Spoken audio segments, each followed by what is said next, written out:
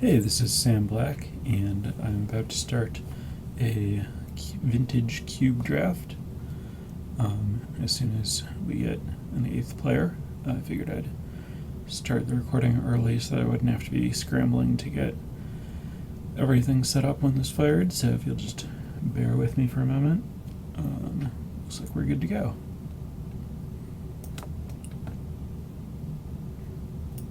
Well, as soon as, yeah, there we go. Alright, Mox Pearl is a good first card to see. I'm very into power. Yeah, I mean, I don't see anything that is competitive with a Mox to me. Yawgmoth's Will is really sweet, but kind of high variance. Dig Through Time is very good, but in a deck that I don't actually like that much, Through the Breach is very good if you get the right compliments. Hangerback Walker is a card that I'm kind of optimistic about, but is going to be really bad in some matchups. Courser's kind of good, Venser's pretty sweet. But yeah, I mean, this is just a bunch of like solid cube cards and a piece of power. My understanding is that there are some people who underrate the Moxes, basically feeling like this is an upgrade to a land, but not as impactful in the game as a super powerful spell might be. But the fact of the matter is that in Cube, there is an abundance of super powerful spells, and nothing has the impact on a game that a Mox does.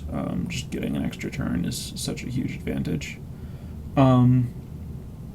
So here, cards that stand out to me are Dragonlord Ojutai, even though I think it probably shouldn't. Counterspell, Time Spiral, Terastodon, and Mishra's Factory. Oracle is kind of slow and not explosive for a green deck. Grim Tutor is a really bad way to do it. It does. Fire Drinker Satyr is a mediocre piece of a deck I don't like. Smash to Smithereens is mostly a sideboard card. Soulfire Grandmaster is actually quite good. I wouldn't hate taking that. Counterspell is great. Disc is average. Reclamation Sage is pretty good.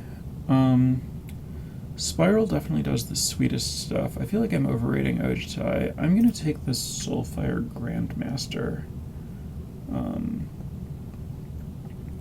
I think that its worst case of just being a creature is not at all bad, and it can take over a game.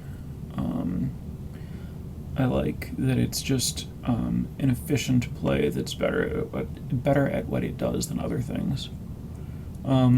Here this pick is mostly between Basalt Monolith and Show and Tell for explosiveness, with Mana Leak if I want to commit to trying to play a fair game.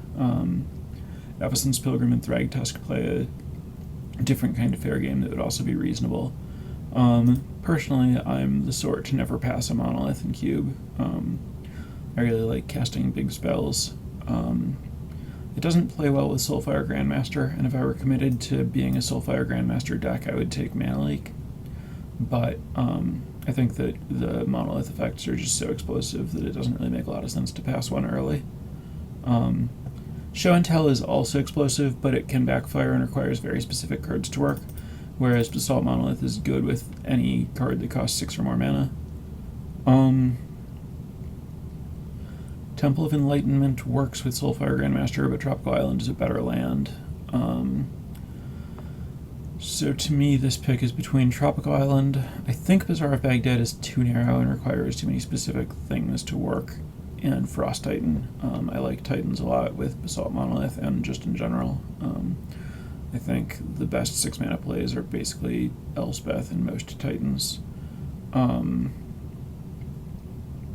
I could also see either the black cards if I wanted to go that way, or Silverblade Paladin if I were committed to just being a fair white deck somehow, but I'm definitely not. So yeah, this is between Frost Titan and Tropical Island, and I'm actually going to go with Tropical. Frost Titan is on the less impressive side of Titans by a little bit, I think, and having an early real dual land makes taking fetch lands a lot better and just gives you a lot of options. This is between Mox Diamond, which I know some people don't love, but I think it is potentially explosive, which is a lot of what matters in Cube. And after that, I could go Tezzeret if I want to commit to trying to be an artifact plan, but I think they're taken pretty aggressively. I think Tezzeret's better than Duretti if I'm trying to do that. Don't want to go with one of these green cards. They don't really maximize my explosiveness. Shriekmaw is fair and not connected to any of the colors that I have. I'm just going to go with the Mox. Having a lot of explosive mana opens up a lot of options for really great decks. Face Fetters would be a fine pick too, but I feel like there's the most upside here. 2 Moxes makes Knight of the White Orchid very interesting. It's particularly good with Mox Diamond, where it's very, very likely that I will not have more lands than my opponent. Burst Lightning plays well with Soulfire Grandmaster. This is a pretty easy Knight of the White Orchid for me because there aren't any other cards that I'm super drawn to. And I have like the exact 2 right Moxes to make Knight good. And it plays a similar game plan to Soulfire Grandmaster. I don't like something as speculative as Isochron Scepter. The card is very swingy in a way that I'm not into. This is almost certainly Sun Titan. LED is very good at what it does, but it's another one of those cards where you have to be doing a really specific thing. Soldier of the Pantheon is good if I end up being a white aggressive deck, which I'm open to, but doesn't maximize Basalt Monolith, which is one of my most powerful cards, or Tropical Island. So I'm going to go with the Sun Titan here. Green Sun Zenith is a powerful card if you're the deck that has a lot of mana creatures and big green stuff, but I'm pretty far from being in that place right now.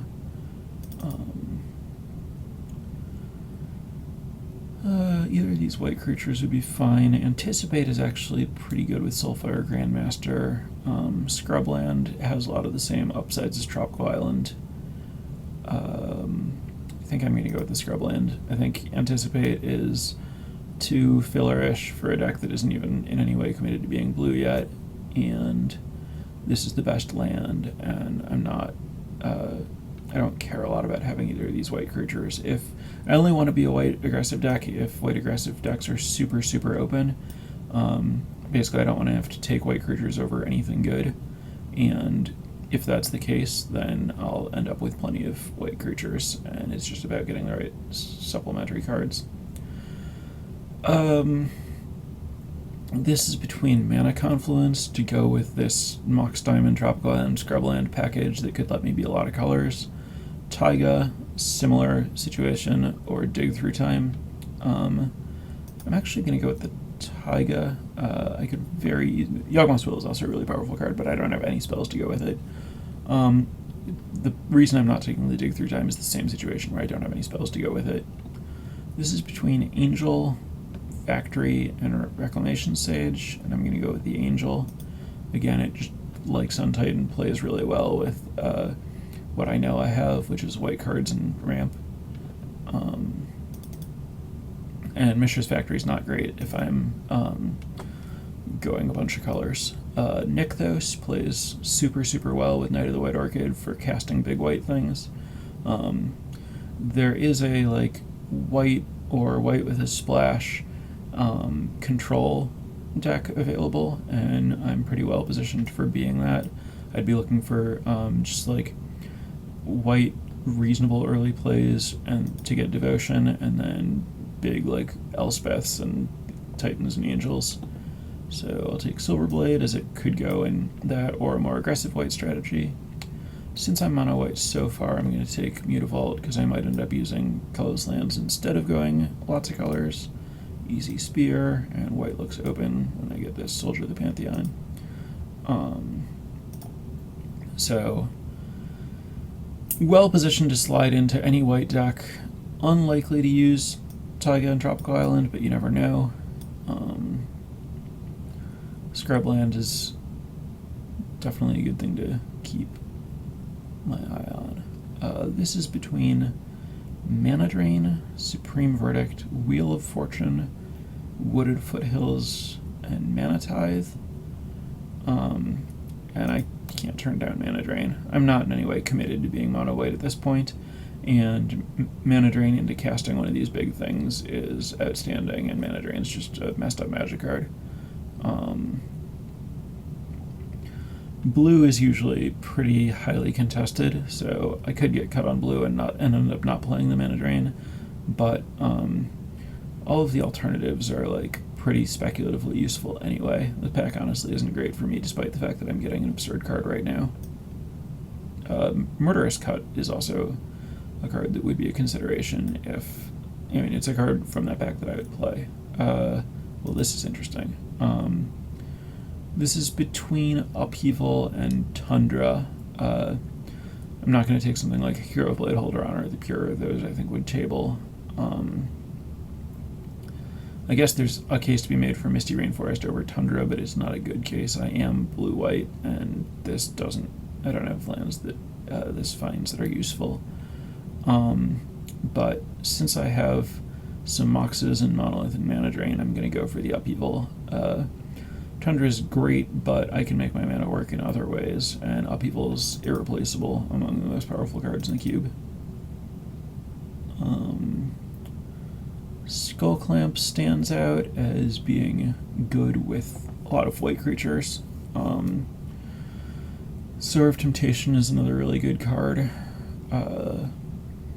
Disenchant would be fine. Phyrexian Revoker's okay. But I'm going to take the Skull Clamp here. There's just a lot of upside with a lot of the different white planeswalkers, and it would be really good with something like Stoneforge Mystic or Trinket Mage, and I mean, it's fine to just put it on a Soulfire Grandmaster and Knight of the White Orchid and attack. Let's see. I think this is just unexpectedly absent. Swords are very good in white aggressive decks, but it's also kind of expensive and clunky and can play badly against removal. Timely Reinforcements is a good sideboard card for the deck that I'm probably going to end up in. Frantic Search is very slightly tempting, but Unexpectedly Absent is just a really good removal spell. It just does a lot of things and costs very little. Also really sweet with Soulfire Grandmaster. So Secure the Wastes is pretty busted with Skull Clamp. And also a way to just use big mana to do something that wins the game. So it's between that and Council's Judgment, and since I just picked up Unexpectedly Absent as extremely versatile removal, and I also have things like Angel of Serenity and Upheaval that can deal with stuff, I'm going to take the Secure the Wastes. It also plays really well with Spear of Heliod. Lotus Bloom would be another consideration. This card is very powerful if you have Upheaval in your deck, because you're just trying to get a single big turn. Also great with Sun Titan, but I think Secure the Wastes is actually more important to where I'm at right now. Westvale Abbey is actually really tempting just because of Secure the Wastes. I don't think I'm in a spot to use Taxian Probe. I think this is between Abbey and Restoration Angel. And I guess I don't have great fixing, and I do have double mana in both my colors, so I'm just going to go for the Restoration Angel.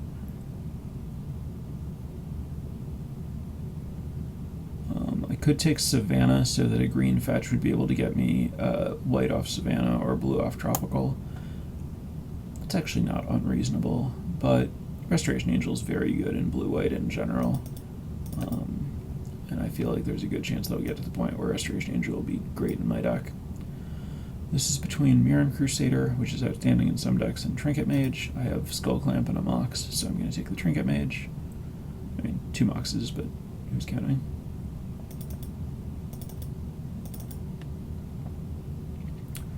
Easy Wall of Omens goes with my Nykthos and my Restoration Angel and my Upheaval and my Sun Titan.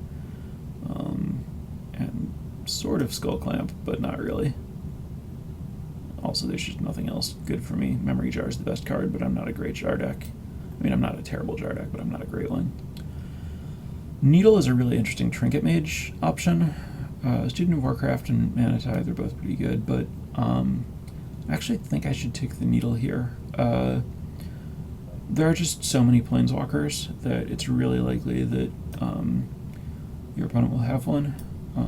I could end up cutting this if I end up with too many cards, but even then it'll be a really important sideboard tool for Trinket Mage. This is between Honor the Pure and Temple of Silence, and I already have Spear of Heliod, and I'm not leaning toward being super white creature heavy, so I'm just going to take the Temple of Silence. Between that and Scrubland, I might end up splashing a black card. This is actually close. Samaria Angel is really good with Skull Clamp. Disenchant is a pretty good card to have access to, but I'm going to go with the Samaria Angel. I don't like the card a lot. I think it's kind of weird that it's in the cube, but this is the right deck for it, just in that I'm a mid-range white deck with Skull Clamp. I'm going to take Frantic Search. I may or may not play it. I think I want a little more reason to play it than I have right now. I think I'm actually more afraid of Puppeteer Click than CDC, but that might be wrong. It's possible that I should have taken CDC in case I somehow end up wanting to splash it, but that's incredibly unlikely. I'll take Corpse Dance because I'm better positioned to splash black than green, and this is a card that has some really busted applications.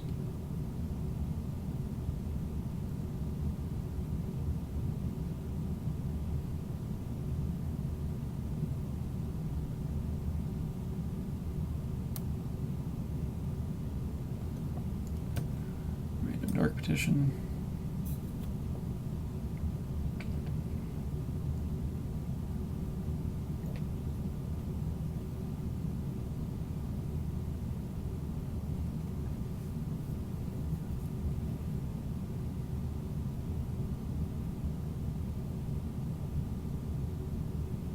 I was thinking my deck didn't particularly care about Probe, but I guess it makes Soulfire Grandmaster better. Oh wow. Elspeth, Gideon, and Elish Norn, and Ugin. Those are all the right kinds of cards for my deck. I think Elish Norn is the best of them. It's really close. All of these are outstanding, but Elish Norn just beats some decks and plays well with all of my creatures. And so it's what I'm going to take.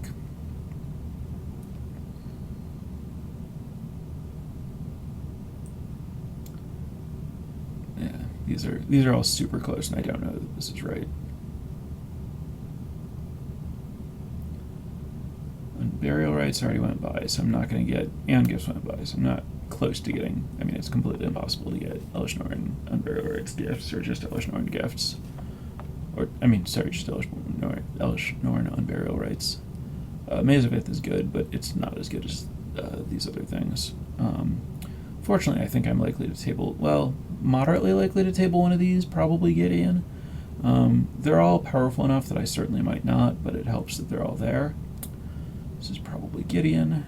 Revel Arc is, oh, it might be Phantasmal Image. I have Sun Titan. Yeah, I have to take Phantasmal Image. It'll be very good if the Revel Arc comes back. Get Phantasmal Image Revel Arc going. I don't think it will, but something to keep in mind.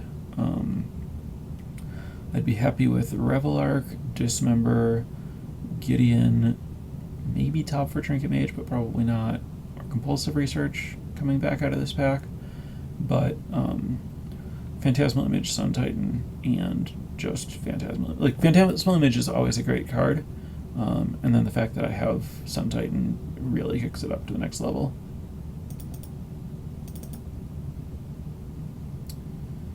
I assume this is probably Sphinx's Revelation, but oh, there's a Thran Dynamo.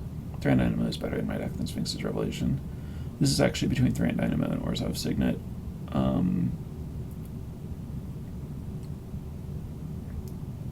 Honorable mention slightly to Polluted Delta, I guess. I think I want the Dynamo. Yeah, I have Upheaval. I want to be able to generate a ton of mana for Secure the Wastes, Elish Norn, Angel, and Upheaval.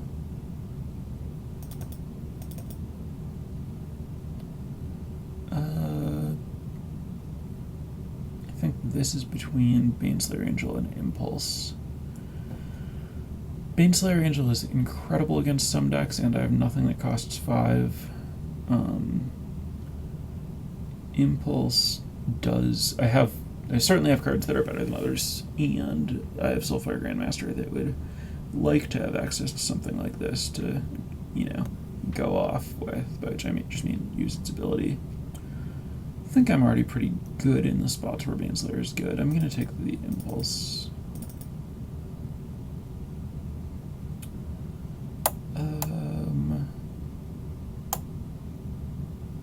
I'm not this is between Land Tax and Sword of Light and Shadow. I'm not positioned to use Crucible at all. I don't care about Exalted Angel. How is this thing still in the cube? Every now and then it plays out fine, but it's just not that good of a card. I'm going to take Land Tax. I might only have it in my deck when I'm on the draw. Like, I might not play it and only side it in when I'm on the draw, but it is super good then when I'm trying to get to a lot of mana, which I always am. Also, it obviously plays incredibly well with the Noxes. Especially Diamond, but... Well, because Pearl doesn't need the help.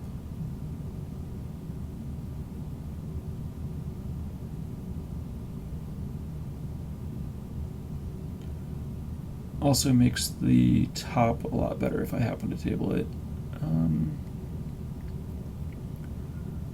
Let's see.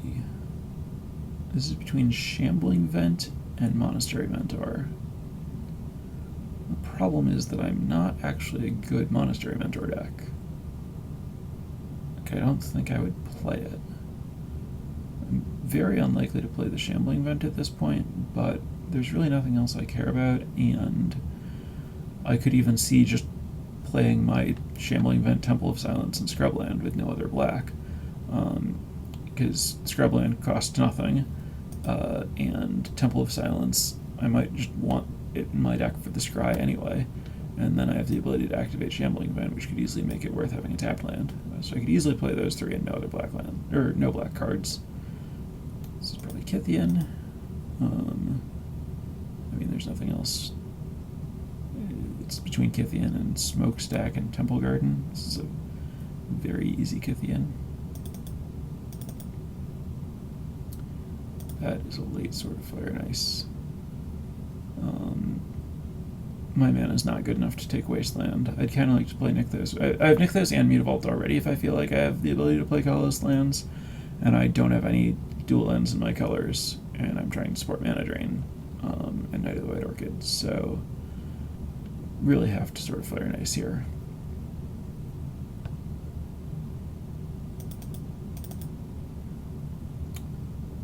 None of the things I really wanted came back, so it's between Mazavith and Moloku. I'm going to take Mazavith. I think I'm going to not play it main, but side it against people who have equipment.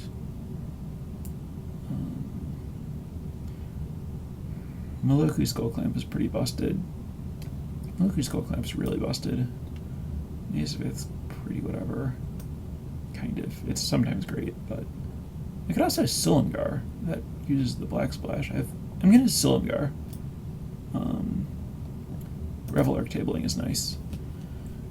Without playing a swamp, I have 4 black sources. I don't think I'm going to put the Silumgar in my main deck, but I will side it in against Planeswalkers, especially Planeswalkers with good ultimates that they're likely to get to. Some Planeswalkers are a lot more about their ultimates than others, which really changes how good Silumgar is against them. This is between Palancron and Winter Orb. I'm actually going to take the Winter Orb. Even though I'm a big mana deck, a lot of that mana is coming from artifacts, and so Winter Orb will be very good in some matchups. I will hate the Eidolon, I guess. Eidolon's not great against me because I'm casting a lot of big spells, but the other things aren't either. Take this Rakdos Return, and this Abbot.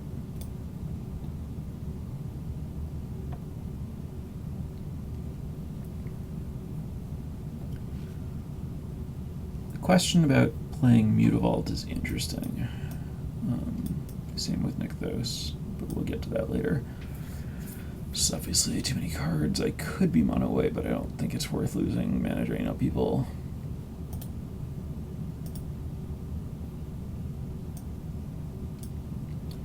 Silverblade Paladin is not a favorite to make it.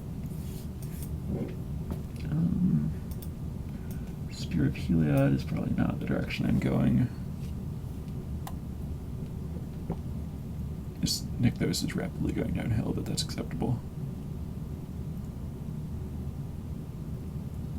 Kytheon and Soldier of the Pantheon are an interesting question. They're definitely somewhat out of place in this deck, but they're good with Skull Clamp in that I'm fine turning them into just draw 2 cards, and they're good with Sword of Fire and Ice.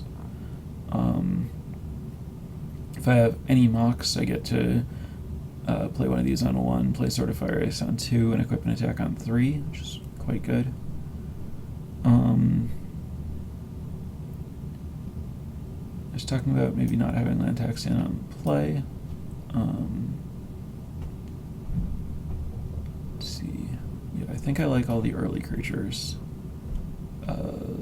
Restoration Angel has Revel Arc and Sun Titan, and potentially Angel of Serenity, and Trinket Mage, and Knight of the White Orchid, and Wall of Omens to work with, so it's definitely good.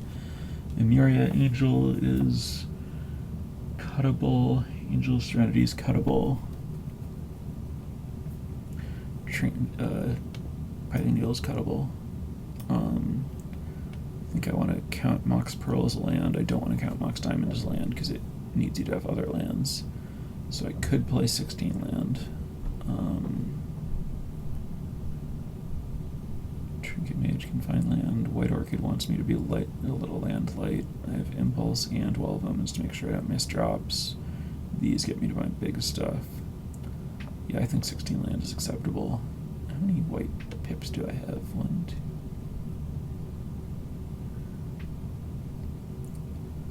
I think Mutavault's going to be better than Nykthos. I have Kytheon and Sword of Fire and Ice really want it. So if I can get away with a colorless land, which I'm still not sure about, it'll be that one. I am going to play the black things.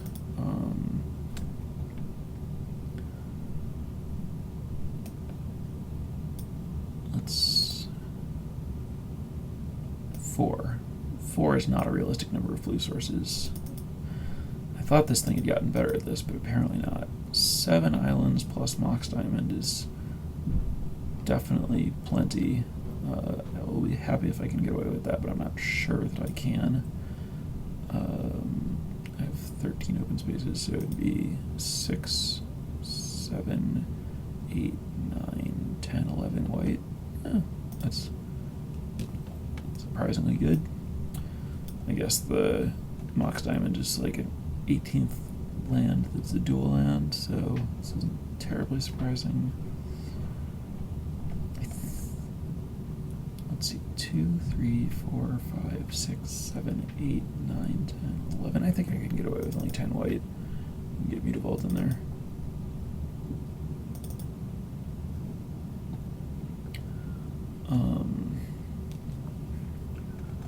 Yeah, I think this will be my deck.